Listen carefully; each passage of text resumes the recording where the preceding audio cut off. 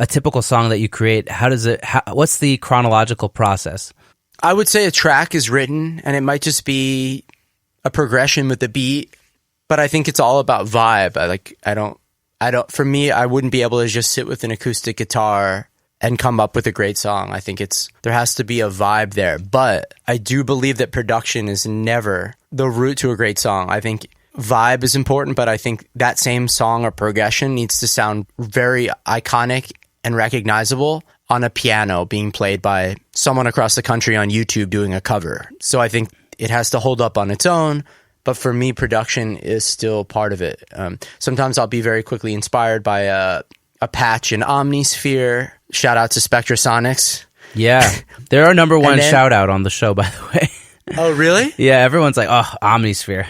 Oh, yeah, well, it is great. But so, yeah, I would say that, so the progression is created, and then I'll usually send it to her, or she'll come in, and I would say the hook's probably the most important thing the chorus is the first thing that we focus on. Uh-huh. So when you present the track for her, it already has like verse, pre-chorus, chorus, bridge, all that stuff is already in there. Not necessarily. Sometimes I actually really enjoy, and I've never really realized this until the second, but I think that I'll wait to make a lot of the changes with her in the room, because she's a great barometer to kind of where this is living. Because sometimes lyrics will actually help dictate the type of changes that you would make in a bridge or in a pre-chorus, depending on how poppy, unpoppy it is, how dark the lyrical content is, how happy it is. So I'll usually try to actually do as little as possible. You'll just kind of So you kind of get like a basic vibe beat, maybe rhythm, chord progression, bass thing happening, like very like meat and potatoes. Exactly. Usually, I mean, there'll probably be a verse and a chorus section, but a lot of the fleshing out and stuff definitely happens when she's here. And she's an amazing bridge writer. The bridge is always Jill's favorite part of any song, which is weird because you would think most people would love the chorus, but she likes bridges. Yeah, bridges are awesome. So how long does it take you guys to write a song? Sometimes 2 days, other times 2 months. Wow. But when I say 2 months, it's not consistent.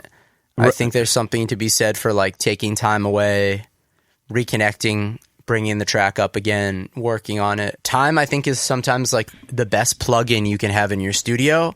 A lot of times I notice when I work on something nonstop and then I step away and come back, I realize, oh, that fourth chord isn't right. I was wrong about that bass. It's way too bassy or whatever it is. I just think stepping away from something can be as important as because it gives you lot of other important things. It gives you that objectivity that you lose when you kind of get into this kind of like flow zone of like working on the track and like just getting in that zone. Agreed. Amazing. So if you don't mind continuing on this chronological path, like after, Jill will write like a top line and you guys will start to flush it out. Like what's happening there? I would say then the track becomes a song rather. I used to not mix our stuff. It used to be someone else, someone who's a really talented mixer. He's a big deal now. His name's Andrew Morey, and he actually mixes all or most of every Shawn Mendes song that gets released. I've actually heard him on an interview. Yeah. Oh, wow. That's awesome. He's literally one of the most talented and intellectually creative audio files I've ever met, but he's also one of the nicest guys. Like I literally just texted him over the weekend, "Hey man, what's your thought on this plugin? I was trying to get your feel on this because I'm not sure if I'm using it right." Within seconds, the guy wrote me back, and this is a guy that's on, he's mixing stuff for top 40 radio. Yeah. His setup's crazy, but he also, it can be very helpful. And after a while, his rates were out of our budget. But I also thought to myself, I think I can learn this stuff. And from YouTube and just nerding out and comparing and contrasting different songs, I was able to get confident with mixing our own stuff. And he was actually unavailable. That was really the main reason we didn't work with him.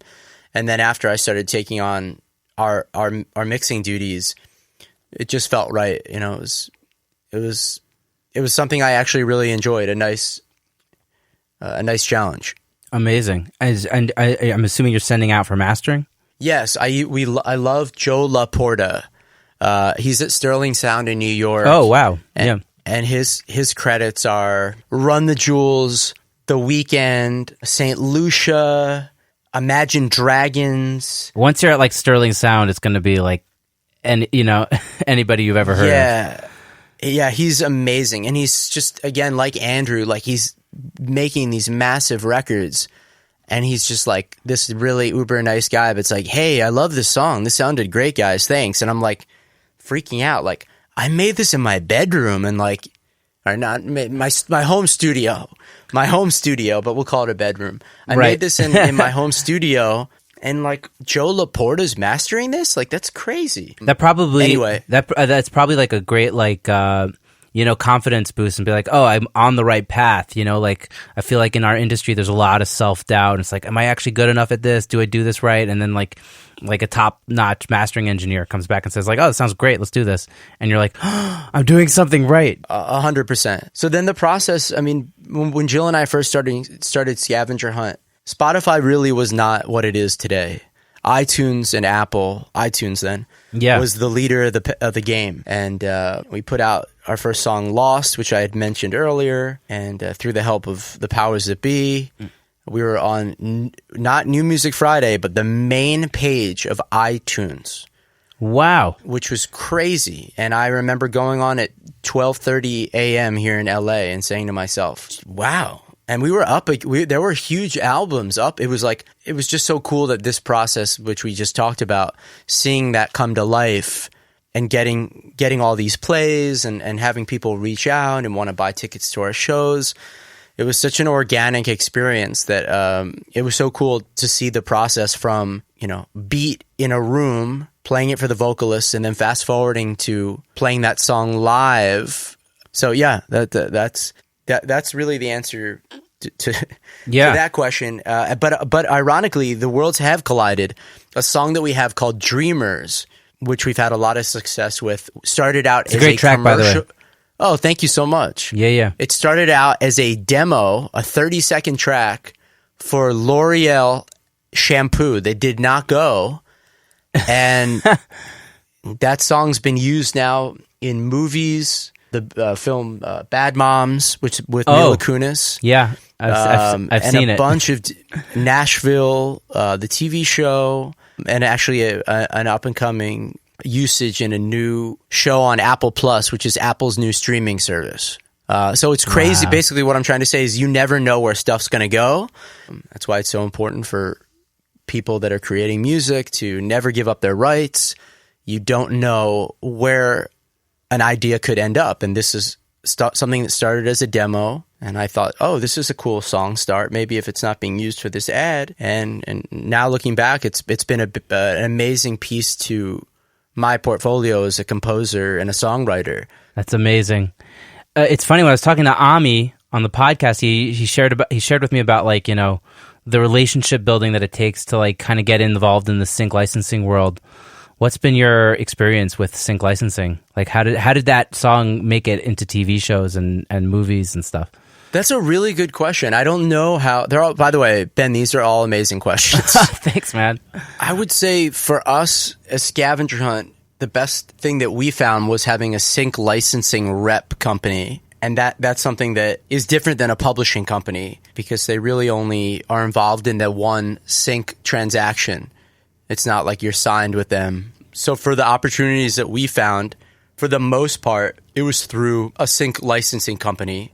But also just people finding our music. Like the opportunity with the film Bad Moms, that was just a music supervisor that really liked our music. And I was told that for this scene, they originally wanted a very expensive pop song. And I don't think that was able to be cleared. And, there's nothing wrong with being next in line for an amazing opportunity like that. So that was totally organic, and it was a really cool thing to be sitting in a movie theater and hear your song that you made in your bedroom studio. Yeah, I'm sure that's an amazing experience. I mean, he must have heard that song somehow though. Like, how did the song get to this guy's ears? I guess just because it was featured on Apple. That's a good question. I mean, I think our music has been put on different curated playlists. So I think through the powers that be of the world of Spotify, I think that probably this music supervisor came across our stuff. Wow. What an age to be alive. To me, there's nothing better than a sync. You are getting paid for exposure. Mm-hmm. It's the best of the best opportunity, I think. And I'm assuming you're with a PRO, right? Like, yes, I'm a member of ASCAP. Is Jill a member of the same PRO? Does that matter? She is. She is ASCAP. I don't think it matters, but I'd imagine there's just some conveniences that go with it. But I know a lot of songwriters where if you have 5 people that wrote a song, 3 of them are ASCAP and 2 of them are BMI, and I hope everybody gets paid. I don't know.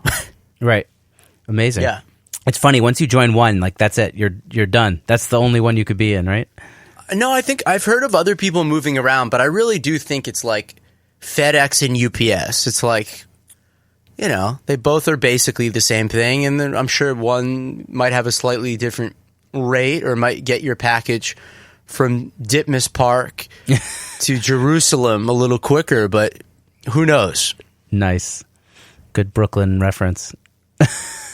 So, do you have a go-to instrument or sound bake that you use to get the ball rolling when you're working on a production? Or is it more a spur of the moment? That's a great question. I would say depends on what type of music I'm making. I would say I can't give you one answer, but I would say guitar, acoustic guitar, just like grabbing it and quickly picking it up. To me, it's like you don't have to turn something on. You don't have to launch your DAW. And then I'm totally opposite, and to counteract what I'm saying would be launching something in Ableton, going on Splice, finding something and dropping it into Simpler and just rocking out and finding something really cool. It couldn't be two opposite answers, but I think that's why I'm able to do what I do, is because I think I am so versatile. Yeah, doing commercials, your stuff is all over the place in terms of like the vibe. You get they ask you for if I'm getting this correct, they ask you they give you a very specific detail, like a brief, and then you have to like come up with something very fast. Exactly. So there's really not that much time to go through the creative process, so I'm very used to, okay, sometimes I have 24 hours when I'm working on an ad. So inspiration kind of has to strike quite quickly. Mm-hmm. How do you go about doing that? How do you get inspired fast? Probably by either picking up an acoustic guitar and reading what the job entails, or launching Ableton and saying, okay, well, this is a pop or hip hop thing. I'm going to chop this up. I think the best ideas come the fastest. I think if I'm focusing too long on trying to make something feel right, it's probably time to start from scratch. Wow. Do you have any templates? Yes. Templates are like my new OCD obsession. I have multiple templates, not in the way you would think, but I work in Ableton for the most part, and I do have an Ableton template. It's not that intricate, but it's certainly helpful, and I think it is important to cut down the amount of time it takes to create new tracks. So I have an Ableton template, and I have a Pro Tools template. The Pro Tools template is more for mixing and for post-production, like when I'm syncing audio to picture, and the Ableton template is more for music production. Can you tell me a bit about what's inside that Ableton template? Yeah, I'm going to launch it right now. So my template's got an audio channel for bass, a MIDI channel for bass, and then those are grouped. Mm-hmm. I have a drum group folder with a drum rack, which is an Ableton device, which I think is like the greatest thing ever for programming drums. Then I just have some raw audio files. Then I have a group of tracks that are all running the Slate virtual mic system. I'm not sure if I have the VMS. You're looking right at it. Oh, wow. My man. Yeah, so yeah. You know the beauty of the VMS, and I love that you're into it, because I feel like a lot of people just don't know about it, and it's it's amazing. Actually, Scavenger Hunt, we got our VMS from Steven himself, because no way. Yeah, I reached out to him just saying, "Hey man, I love what you do. You're awesome." And he said, hey, this band Scavenger Hunt, tell me about it. And I said, yeah, it's, my bandmate Jill and